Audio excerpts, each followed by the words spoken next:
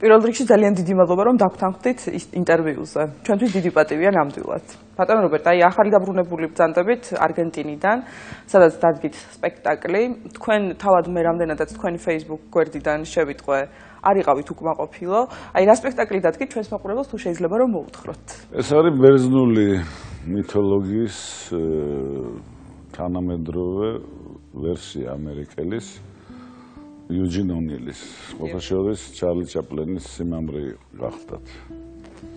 პიესა დაწერილია 30 წელს ესქილეს ორესტეას მიხედვით. გადატანილია ამერიკის სამოქალაქო ომის პერიოდში. ეს ჩემი მეექვსე სპექტაკლია. წინა სპექტაკლმა მიიღო არგენტინის თეატრალური საზოგადოების 7 პრემია. ეს იყო ბრეხტის არტურ როუის კარიერა. და იქ მე ქუჩაშიც კი მცნობენ უკვე ეს ქალაქი ჩემი საყვარელი ქალაქია. მე მიყვარს საერთოდ ის ხალხიც. მართალია ეს გაჭირება ეხლა. ეკონომიურ გაჭირებას. ეკონომიკური დიახ და მაგრამ არიან ძალიან ისეთი თბილი ხალხი და ძალიან ნიჭიერი მსახიობები. მე ავირჩიე ძალიან სახიფათო ჟანრი, ესე იგი ტრაგიკული ფარსი. დიახ. მაგალითად, ახლა შეიძლება უცნაურად მოგეჩვენოთ, მაგრამ როცა ცოლი კლავს ქმარს, დარბაზში სიცილია და მსახიობი ძალიან გაუკვირდა. მე კი ვაფრთხილებდი, რომ ისინი სერიოზულად თამაშობენ, მაგრამ ისეა ეს გაკეთებული, რომ აი ეს ფარსული საწყისი, ასე ვთქვათ, ძალიან ჩემი ფუნქცია არის და არა იმათ. და თქვენ გქონდათ ალბათ ამის მოლოდინი, ხო, რომ მაყურებელი ამაზე გაიგებდა. კი. როცა აკეთებდნენ. მე ესენი უკვე იგრძნეს, რომ ესეთი რთულ ჟანრში არიან, თამაშობენ ტრაგედიას და მაყურებელი იცინეს, ხო თუ დააკვირდებით, ჩვენ უკვე ნაკლებად განვიცდით სიკვდილებს, უკვე ისე შეეგუა ჩვენი ისტორია უახლოესი ამ სიკვდილებს, ამ უბედურებას, რომ უკვე ის შეფასებები აღარ არის, აი ესეთი მკვეთრი ტირილი მაგალითად. გაუბრალოვდა. ხო, გაუბრალოვდა ადამიანის ცხოვრება სამწუხაროდ. თქვენ რომ ეპოქა შექმნით ქართულ თეატრში, ეს არ არის ახალი, მე ახალს არაფერს არ ვამბობ, სტურუას თეატრი ეს არის ცნება ხელოვნებაში ცნობილი და მე პირადად ვარ შემიძლია ვიამაყო თქვენ სპექტაკლებზე გაზრდილი და თქვენ ჩემზე მოახდინეთ გავლენა როგორც მოქალაქეზე, როგორც მაყურებელზე, ხო? და აი როგორ ფიქრობთ, აი დღეს, დღევანდელ ეპოქაში, როდესაც თქვათ ინტერნეტი, ესეთი ხელმისაწვდომია ყველასთვის, სოციალური ქსელები, თეატრს აქვს იგივე ფუნქცია, რაც თქვათ წინა საუკუნეში ქონდა, მე ვგულისხმობ აი ზეგავლენის მოხდენის თვალსაზრისით, ადამიანების ცნობიერების აღზრდის, გაზრდის თვალსაზრისით, აი თუ აქვს იგივე ფუნქცია შერჩენილი თუ შესუსტდა.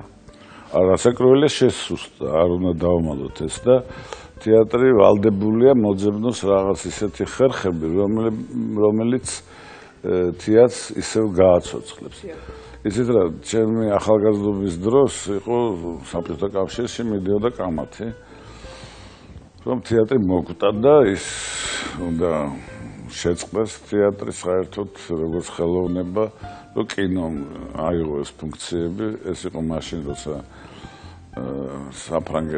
ფრანგული ახალი ტალღა, იტალიური ნეორეალიზმი, მე ფელინი მოყვა ამას, პაზოლინი და ასე შემდეგ, მაგრამ თეატრი არ მოკვდა. 2000 წელია კლავენ რელიგიას, ასეთი ბრძოლა, როგორც ახლა მე ვეძახი, ახალი ათეიზმის აღზევებას და ვერ მოკვდეს. ასევე თეატრი ვერ მოკვდება, იმიტომ ის თავარი თეატრის ფუნქცია, რომ შენ ესწრები ხელოვნების შექმნას შენ თვალწინ და ამას აკეთებენ ცოცხალი ადამიანები, ეს შეუდარებელი რაღაცაა და ეს სპეციფიკა ალბათ გვაძლევს უფლებას ვიფიქროთ, რომ თეატრი არასოდეს არ მოკვდება. უბრალოდ რეჟისორებმა, დრამატურგებმა უნდა იზრუნონ იმაზე, რომ რაღაც უფრო ახალი და ახალი იდეები და ფორმები მოძებნონ. დიახ.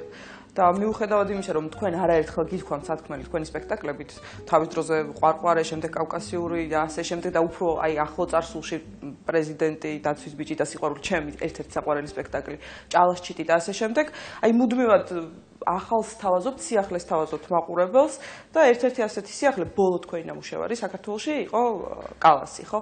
რატომ დაინტერესდით და რატომ შესთავაზეთ ეს მაყურებელს ბოლოს?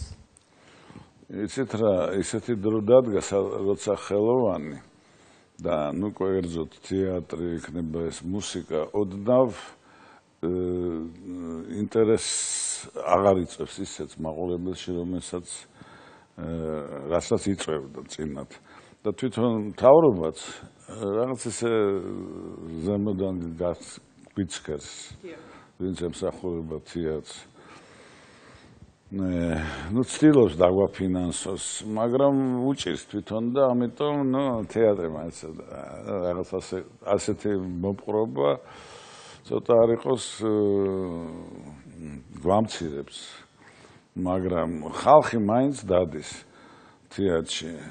ბევრი თუ ცოტა მაინც ესწრება სპექტაკლებს და ამიტომ მე ავირჩიე ქალის ბედი, რომელიც მართლა იყო ნამდვილი გენიოსი და ეს გენიოსი მიიყვანეს იქამდე, რომ ხმალს აღარ ქონდა. გააგდეს თეატრიდან და ესეთი ტრაგედიამდე მივიდა ესეთი არაჩვეულებრივი მომღერალი. ყველა ფრონტზე განიცადა დიდი მარცხი იმ ქალმა. ბევრი ამბობს, რომ შენ რაღაც ავტობიოგრაფიულ მიზეზების დადგიო, მაგრამ მერტმა იცის, რომ მე არც მიფიქრი ამაზე, როცა ვდგამდი, უბრალოდ ლელა ალიბეგაშვილმა ძალიან კარგად შეისწავლა მისი ცხოვრება, ზოგი რამ მომაწოდა კიდევაც წიგნები. მე როცა ვდგამ სპექტაკლს, რასაკვირველად ვსწავლობ იმ პერიოდს, იმ გმირის ცხოვრებას. მაგრამ ლელამ ისეთი რაღაცები გაიგო, რომ ძალიან გამამდიდრა ამ დადგმაში და საერთოდ თავარი როლის შემსრულებელი. და მე არ მოველოდი, რომ ფინალში ხალხი სრემლებიანი გამოდიოდა და გვილოცავდა. ასეთ რეაქციას, სიმართლე გითხრათ, არ მოველოდი. უბრალოდ ვცდილობდი, რომ ამ ხალის ძალიან მიყვარს ეს ხალი, როგორც მომღერალი და როგორც პიროვნება და შესანიშნავი მსახიობიც იყო, ვიცით, რომ პაზოლინსთან მედე ითამაშა. და ამიტომ ცოტა არ იყოს გაუგნებული ვიყავი. მე მეც თვითონ რაღაც შევამჩნიე, რომ თითქოს რაღაც ავტობიოგრაფიული მომენტია ამ სპექტაკლში, თორემ წინასწარ არ იყო გამიზნული ასეთი რამ. ბატონო რობერტ, რომ მოვდიოდი თქვენთან, თქვენი Facebook-ის გვერდს გადავხედე კიდევ ერთხელ და ასეთი რამ წავიკითხე, რომ ქართულ თეატრს ვერანაირი ძალით ვერ შეზღუდა, მაგრამ თავისუფლებას ვერ აღუკვეთავო. რატომ გაგიჩნდათ სურვილი, რომ ეს ფრაზა დაგეწერათ და საერთოდ ცხადია თქვენ, რომ თავისუფლება ვერასდროს ვერ შეგიზღუდეს, ეს თქვენი შემოქმედებიდან ჩანს, მაგრამ თუ ყოფილა შემთხვევები, როდესაც ცდილობდნენ ამას? კი, როგორ არა, ძალიან გამიჭირდა ყვარყვარეს გამოშვება. ყოველთვის როცა ვაბარებდი სპექტაკლებს, ყოველთვის იყო რაღაც გართულებები, ცენზურა, რომელიც ჯერ უყურებდა კულტურის სამინისტრო, მერე უყურებდა რაიკომი, მერე უყურებდა თუ რაღაც ისეთი კრამოლური იყო ცეკას წარმომადგენლები და რთულად იყო, მაგრამ საქართველოში მაინც ადამიანები უფრო რაღაც ცდილობდნენ, რომ დავეხმაროთ, რომ არ იყოს ისეთი შებოჭვა და აკრძალვა. ამიტომ ახლა ეს ახალი კანონი მე მგონია, რომ საბჭოთა პერიოდში არ იყო ასეთი რამ და მე ცოტა არ იყოს გამიკვირდა, იმიტომ რომ თეატრი არის ერთადერთი ორგანიზაცია, სადაც კანონები კარგავენ ძალას. იმიტომ თეატრი თეატრში არის შეკრებილი ძალიან თავისუფალი ხალხი, მსახიობი თავისუფალი თუ არ არის. ის მსახიობად ვერ გამოდგება. ამიტომ იმ კანონებს რაღაცნაირად ისე შემოუვლიან, რომ პრაქტიკულად კარგავს ძალას. უბრალოდ მე გამიკვირდა, რომ მაშინ როცა ქართველი ერი თავისუფალია და დამოუკიდებელი, რატომ ვუბრუნდებით იმ საკმაოდ შემშლელ კანონებს, რომელსაც მაშინ გაურბოდით. ცოტა არ იყოს გაკვირვებული ვარ. ბატონო რობერტ, გადაწყვიტეთ ბოლოს და ბოლოს ვეფხისტყაოსანი დადგათ და ნოემბერში გამოუშვათ, ხო? თუ არ ვცდები. და იმ ადამიანებისთვის, ვინც არასწორი სხვადასხვა ინტერპრეტაცია მოკლედ მისცეს თქვენს დაანონსებულ ვეფხისტყაოსანს რამდენიმე წლის წინ. აი დღეს რომ განმარტოთ თუ შეიძლება, რას უნდა ელოდეს საზოგადოება? ახლა მე გადავწყვიტე, რომ თუ სპექტაკლი მართლა შესდგება, ცოტა რთული დასადგმელია, რა მხრივ ვიცით. აქ მე არ მინდა არც პროექციები, არაფერი, რასაც ახლა ხმარობს უხვად თეატრი. და მე უკვე ვიხმარე ერთ სპექტაკლში. და ამიტომ ჭირდება, რომ აქ იყოს სუფთა თეატრალური ფორმები, რომლებიც გადმოსცემენ ამ უდიდესი კაცის, შოთა რუსთაველს გულისხმობ, მის პოეზიის არსს თეატრალური ხერხებით. და თუ მართლა დავდგამ და მე ღირსება, მე უნდა დავარქვა ამ სპექტაკლს შოთა რუსთაველის თეატრის ვეფხისტყაოსანი. ანუ ეს იქნება ჩვენი ვერსია. იმიტომ რომ იმდენი წიგნებია დაწერილი და იმდენი ახსნა განმარტება და იმდენი კონცეფციები ამ პოემაზე, რომ ეს ჩვენი ისეთი პრიმიტიული გადაწყვეტა იქნება ამ პოემის. ჯერეთი ძალიან საინტერესო სიუჟეტია და გამოხატავს ქართველი კაცის ძირითად მიმართულებას. ეს არის მეგობრობა, კაცთმოყვარეობა, შენი მეგობრის გამო გაანთავისუფლებ მის სატრფოს, დაეხმარები და ეს არის რაღაც ისეთი ნამდვილად ქართული რამ. სახეობებით უყავთ უკვე შერჩეული.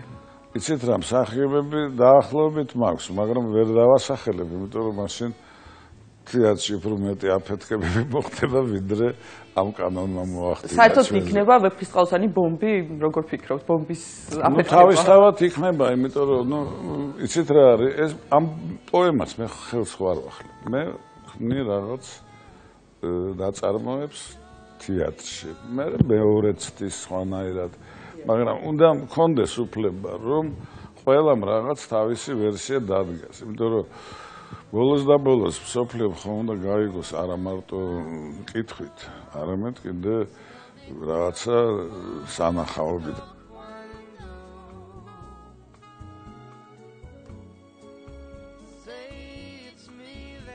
ფავორიტი მსახიობები თუ ყავთ ბატონო რობერტ? ეძახიან ფავორიტებს, მაგრამ მე მაგალითად ვთვლი, რომ რატო უყვარს მაგალითად ზოგს ხატვა ასეთ ფერებით, ხო? მე იცვლება პალიტრა, სხვანაირად სხვა ფერებს ირჩევს მხატვარი. არ შეიძლება რომ არ მყავდეს ფავორიტი და ფავორიტი უნდა იყოს ნიჭიერი. ხა უნიჭო ფავორიტი არ გამოდის. იმიტომ მაყურებელი იქვე ამბობს, ნუ რა არის ახლა ეს სამსახიობია. როგორი ფავორიტიც არ უნდა მყავდეს მე ობიექტური თუ არა ობიექტური, მაინც საბოლოო დასკვნა გამოგაქვთ თქვენ. მაყურებელს. ბატონო რობერტ, აუცილებლად მინდა გკითხოთ ასევე სოციალურ ქსელზე, სადაც ძალიან აქტიურობთ Facebook-ზე. აი საზოგადოებასთან ასეთი ფორმით ურთიერთობა, როგორც ჩანს, მოგწონთ. იმიტომ რომ ხოდ პატარა სტატუსები არა, პუბლიკაციები არის ხოლმე პრინციპში გამოქვეყნებული თქვენი მხრიდან და ძალიან ბევრი მოწონება აქვს ხოლმე თქვენს გამოქვეყნებულს. ხალხს მოსწონს თქვენი აქტიურობა. ისეთ რა არის, რაღაცა ვიკლავ რაღაც გულის დადებს, ასე ვთქვათ. ამ რაღაც წერით. ნუ რაღაც პატარა გრაფომანიაც არის ამაში. მაგრამ მე არ მომწონს რა იცით, აი როცა მე გაზეთში ბეჭდავენ როგორც ახალ ამბავს. ისეთ მაშინ უკვე არ ვარ ეს. ეს არის იქ ჩემი ინტიმური კავშირი მასიურ მკითხველთან. როგორც კი გაზეთში გადადის ეს ჩემი პოსტები, ასე ვთქვათ, უკვე კარგავს ყოველგვარ აზრს. ჩვენს ტელევიზიაზეც გითხარით ორი სიტყვა, თუ ვიყურებთ და მოგწონთ თუ არ მოგწონთ და შენიშვნები რა გაქვს და ამით დავასრულოთ. ძალიან მომწონს ის, რომ ჯერეთი მამშვიდებს ეს ტელევიზია. ამავე დროს საქმის კურსში ვარ ყველაფრის, მაგრამ რაღაცნაირი ისეთი გადმოდის სიმშვიდე, რომელიც ჩემთვის მნიშვნელოვანია. ახლა ტელემაში წავიკითხე, Facebook-ში წავიკითხე, ვიღაცას გაახსენდა მარკესის მარტოობის 100 წელი. და მოყავს დიდი ციტატა მაკონდოში, როცა წვიმა. და მოგეჩვენებაო, რომ ხალხი აღარ არის ცოცხალი, იმიტომ რომ ამ წვიმამ ჭიანჭველებიც კი ვეღარ დადიან. არ მახსოვდა კარგად და მხოლოდ ერთი რამ გახსენებს, რომ აქ ორფეხა არსებები ცხოვრობენ ამ სოფელში. ეს ტელევიზორის ხმაო. დილით გაწვდის უაზრო ცნობებს, რომელიც შენ არ გჭირდება და ცოტა გაღელვებს. მერე შენს თავამას და ისევ აგრძელებს შენ ცხოვრებას. მე უნდა გითხრათ, რომ ისტორიული ნაკვეთები რომ გაქვთ, როცა ყვებით ჩემს ქვეყანაზე, მე ძალიან მომწონს და ხშირად იქაც ავცრემლებულ ვარ. და ვთვლი, რომ ეს არის ერთადერთი პატარა შუქურა, რომელიც გამშვიდებს. და გახსენებს იმ მარადიულ კანონებზე, რომელიც გარშე ძალიან ძნელია ცხოვრება. და აი ჩვენ ამაობაზე მახსენებს. და როცა ცოდვილი კაცი ვუყურებ ამ ტელევიზიას, მაინც რაღაცა გულში მემართება და იმ ღამეს შეიძლება ვფიქრობ, რომ ნეტავი ხვალ აღარ გავიმეორებ არაფერთ ცუდს. ძალიან დიდი მადლობა ბატონო რობერტ, კიდევ ერთხელ მართლაც დიდი პატივია ის, რომ გაგვთანხმდით ინტერვიუზე და წარმატებებს გისურვებთ. მადლობა, დიდი მადლობა.